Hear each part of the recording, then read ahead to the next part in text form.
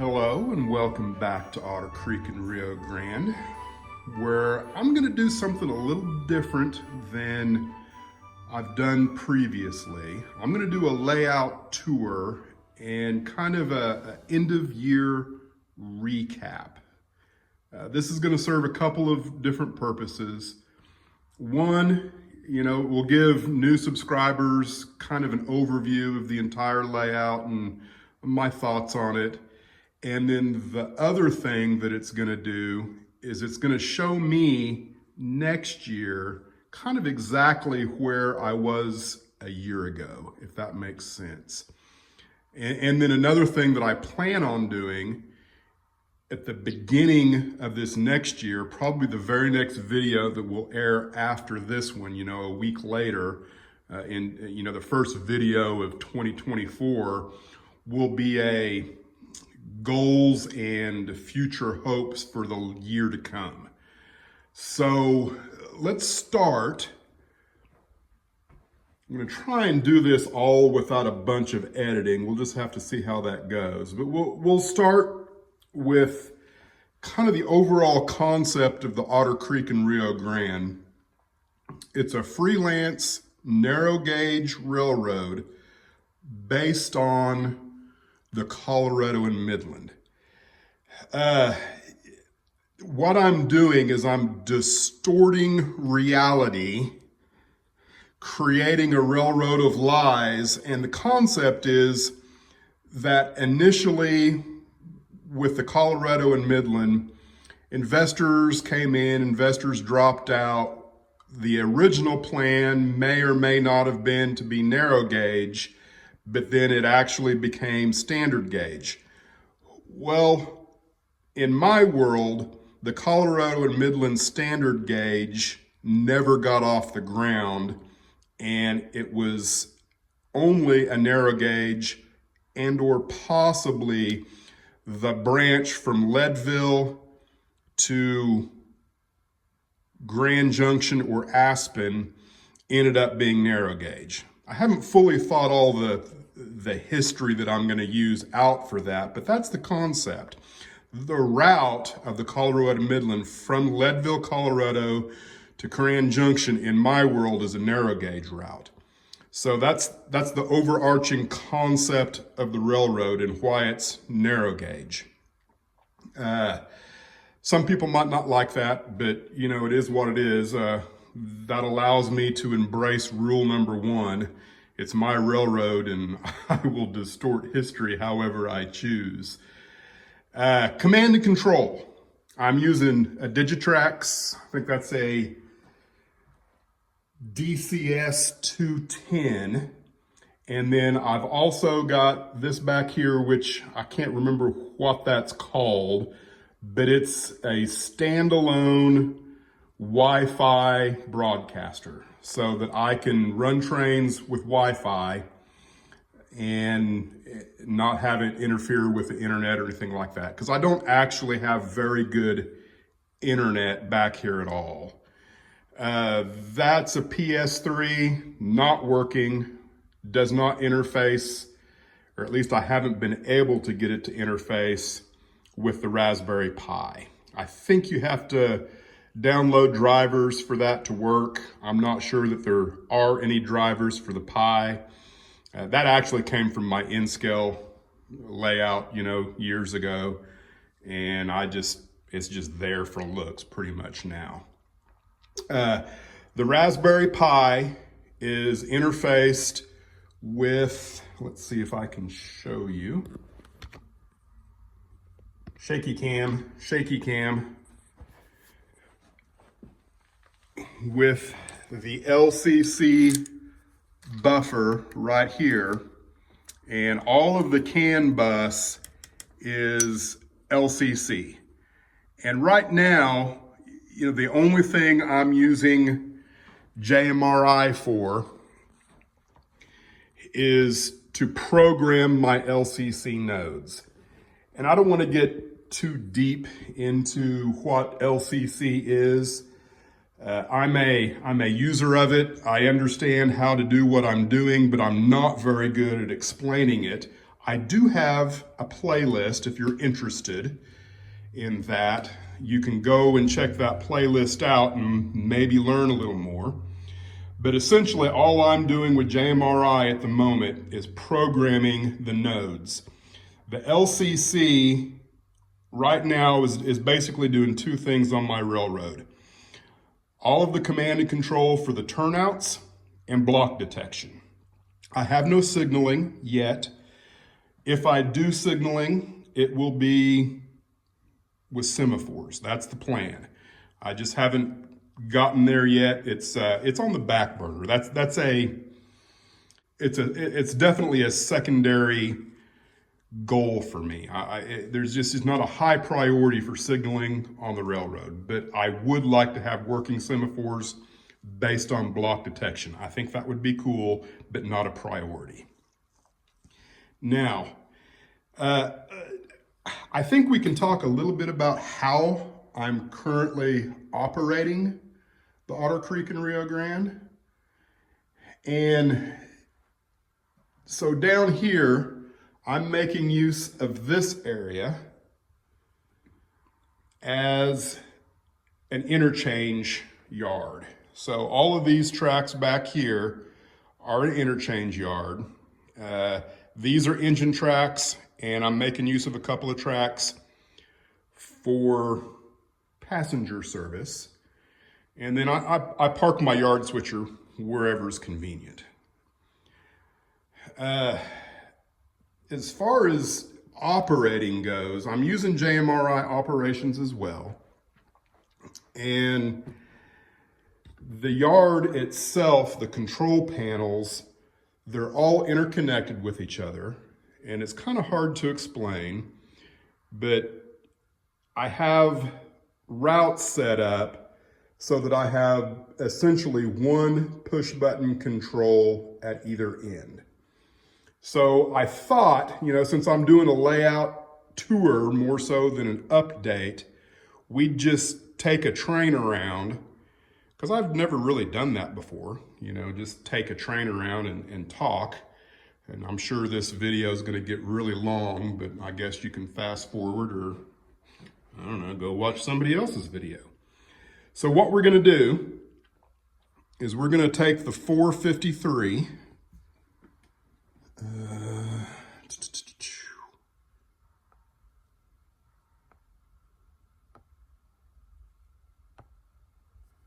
and I think I've got that track turned off.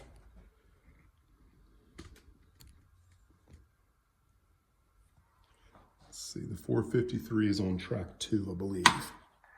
There we go. Now, the thing with LCC is you can see I've got no LEDs, so I've got no idea how the track is actually aligned right now. I don't really care, because the way this is interfaced is all of the turnouts will move based on each other and how I have them programmed for the route. So I want route 2, or staging yard track 2, which is this one.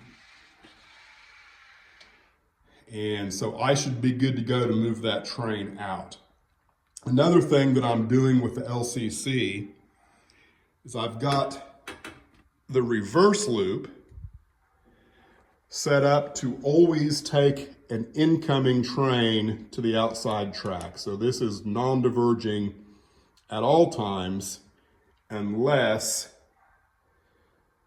a train occupies this yard ladder. So I've got some logic programmed in there that the second anything is detected on anywhere on this ladder, the top ladder, the bottom ladder, doesn't matter, this layout or this turnout will automatically throw so that you can exit the yard ladder. So traffic always flows counterclockwise. I hope that makes sense. So let's go ahead and take the 453 out and pick up its train.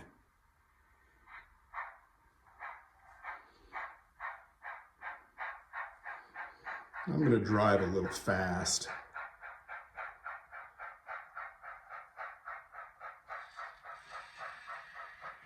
With the turnout throwing.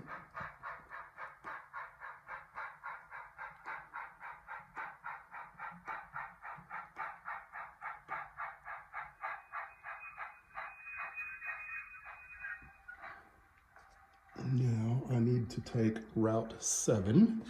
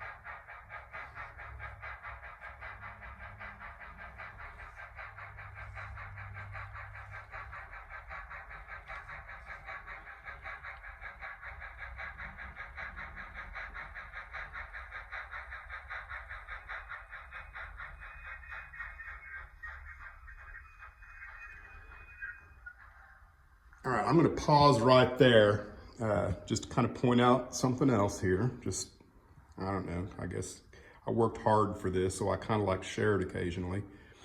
I have no idea how any of these turnouts are aligned with each other. I don't remember what I did in here last, but I know that the train that I'm going to take is currently sitting on the departure track, which is track 3 back here where that reefer is.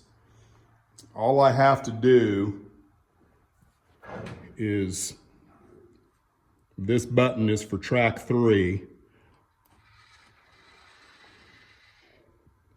and anything that was misaligned prior to is now aligned. So here we go. We'll release the brake.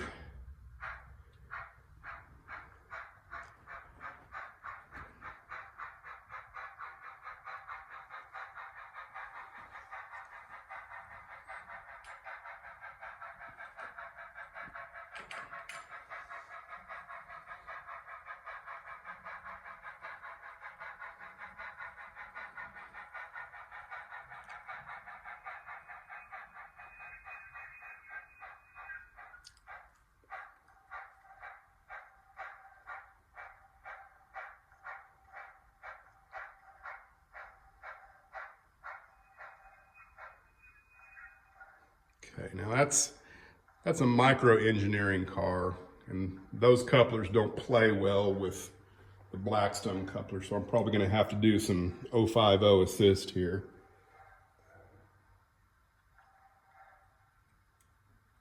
All right, there we go. We're ready to go out on the main.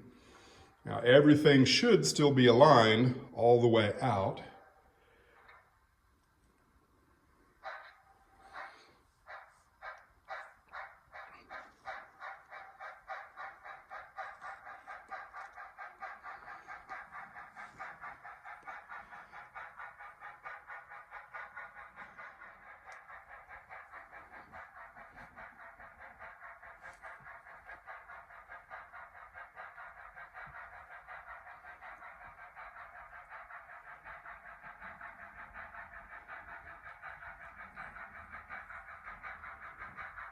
It's going to hit the yard ladder there.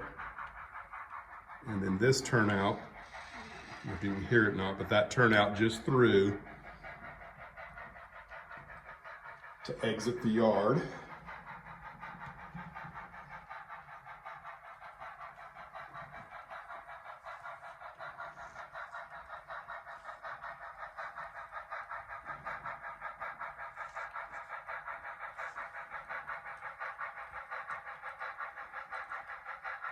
And we're on our way to Silver Gulch. So it's about 15 minutes in right now. I really have no idea how long it takes. But, let's go.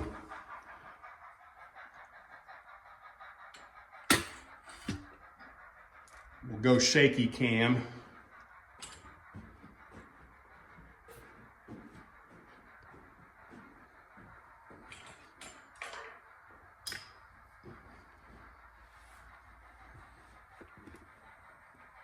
Now the plan here will be to put some kind of scene underneath what is frying pan through here.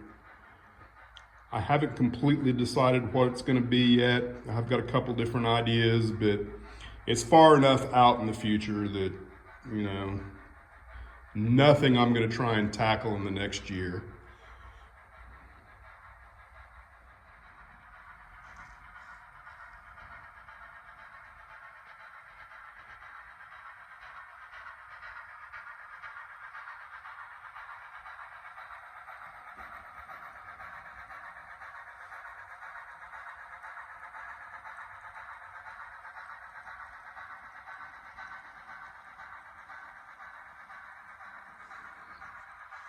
We will duck back into some scenery here and disappear.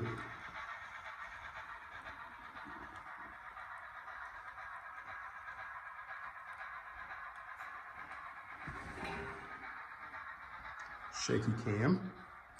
On this area, I have planned a waterfall and then it's splashing into a river here somewhere, and then a bridge here or here, and then coming off the layout in the fascia in this area. Yet to be determined, certainly nothing that's going to take place in the next year.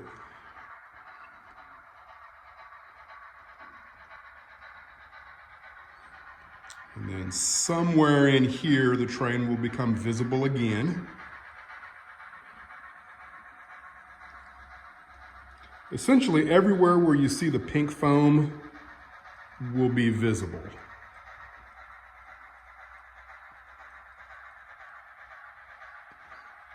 Okay, we'll go shaky cam.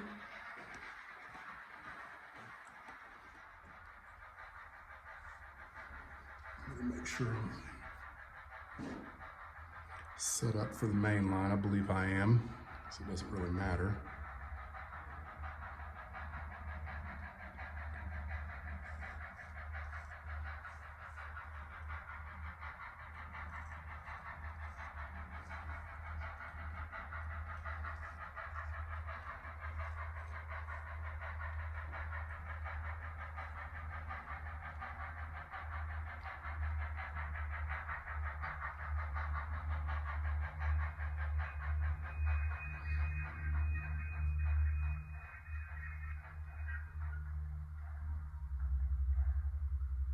Okay, we'll talk just a little bit about Silver Gulch. You know, I had hoped to have a lot more finished in Silver Gulch than I do. As it stands right now, kind of start working on that building, but not really. But the mock-ups still outnumber the finished structures by quite a little bit, but I have gained a lot of territory on it, and it's just going to be something I'm going to have to chip away at. I do have this church up here. I'm not 100% sure if I like it or if it will work, but I'm going to leave it up there for a while until, you know, I'm ready to get serious about considering if it belongs there or not. So this is pretty much finished as far as, you know, concept goes. There's nothing's going to change with the track or anything like that. And now I will know exactly where I was with Silver Gulch at the end of next year to see how much I've progressed. That's kind of the point in stopping here and, you know, just videoing this. It's as much for me as it is for you guys.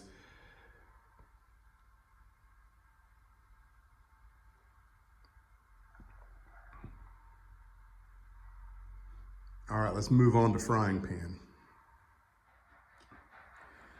Now, similar to my staging yard, I don't have individual control over most of the turnouts in here. Some I do, some I don't, but for the most part, they're all interconnected in such a way. And just like with the staging yard, I have no idea how the tracks are aligned at the moment, but I know that I want to come in on Route 2, which is this track right here. Since it's completely empty, I'm gonna go ahead and use it as the arrival track for the 453.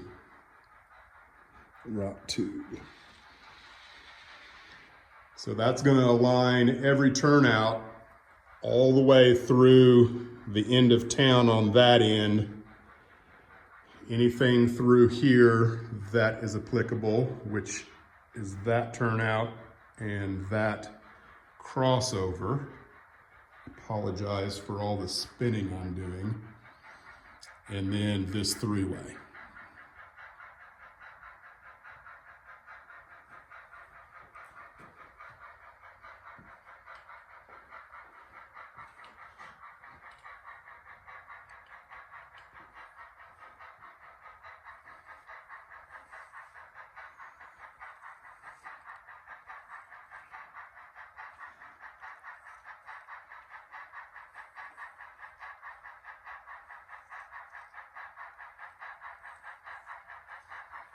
Probably what I should have done is gone all the way to the south yard, but I didn't think about it until after I already got on track 2 here. So we're just gonna stop the train here and talk a little bit about frying pan.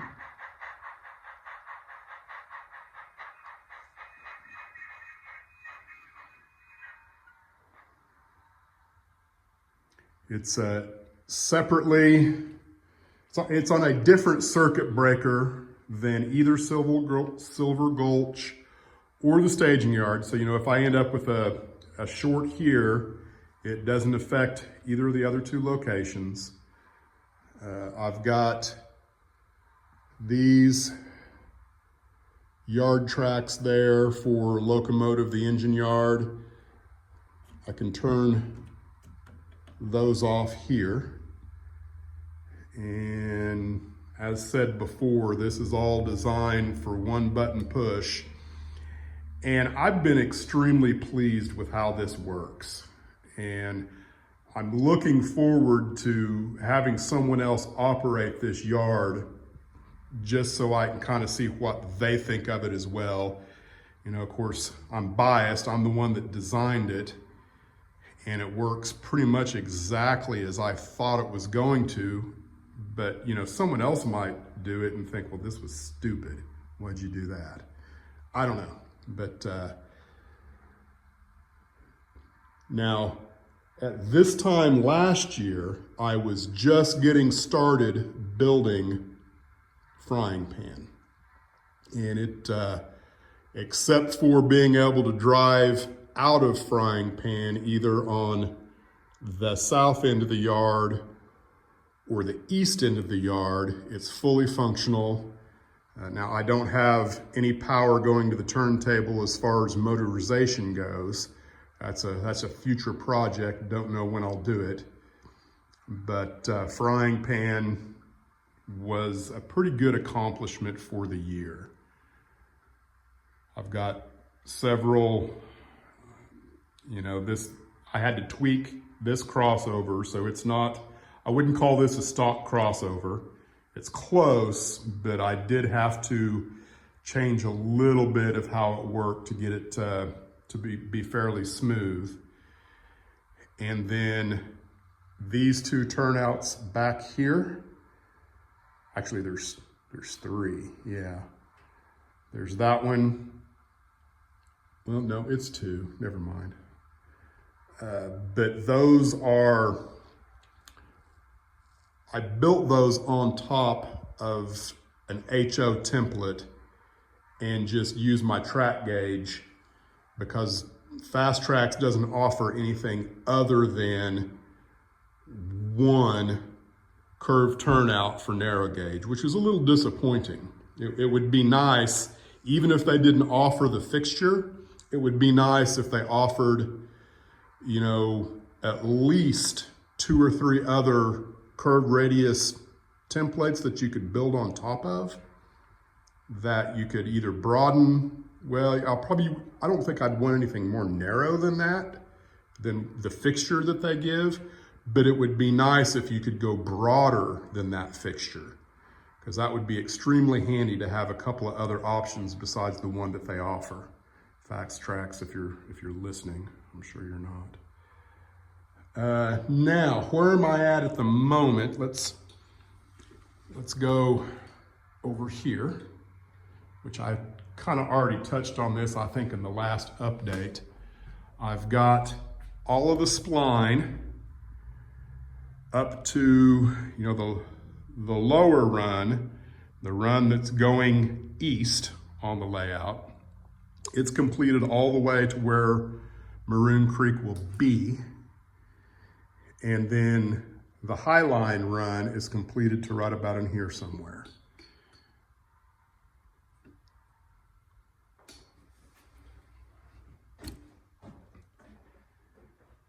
And that leaves us to where I'm at right now. I just brought this in here for, my purposes for next year, because I know you guys have seen this. But that's where I'm at the moment. I'm going to go ahead and pause and go out into the shop. So we're looking at Maroon Creek, and this is where the splines interface coming off of the workbench, which is right here. So the high line, I believe, is right there is where it will come in at, and then this is the main line continuing on east to Leadville, Colorado. And everything up to this point right here is solid and in its correct position.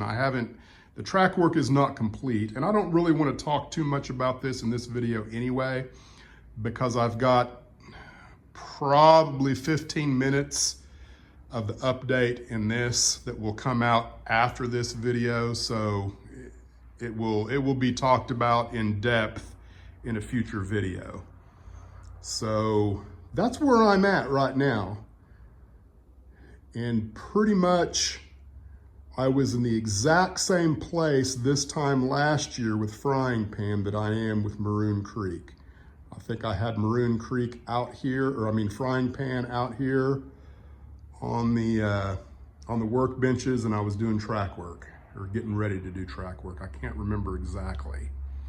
So one of the reasons why I decided to do this video the way I am is so it will be really easy for me to come back and see where I was at the end of the year.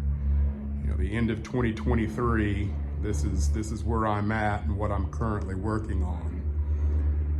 I'm trying to think if there's anything else I should discuss. I don't think so. I think this is probably plenty good. Probably bored you with all of my talk. If you have any questions, just drop them in the comments. I think right now I'm sitting at 1,992. I'm about 8 subscribers short of 2,000 subscribers. So I want to take a moment and thank all of you guys for, being with me, especially, the 30 or 40 of you that have been here since the very beginning. I really appreciate everybody's comments and likes, and hopefully before the end of this year, maybe even before this video posts, maybe I'll hit that 2K mark. That would be cool. If not, I'm not worried. It's just all about building the model railroad. Well, thank you for watching, and stay tuned for the first video of 2024. I plan on that video being a here are my future goals for the year video. So if that interests you, it'll be coming up probably in another week or so. Thanks for watching.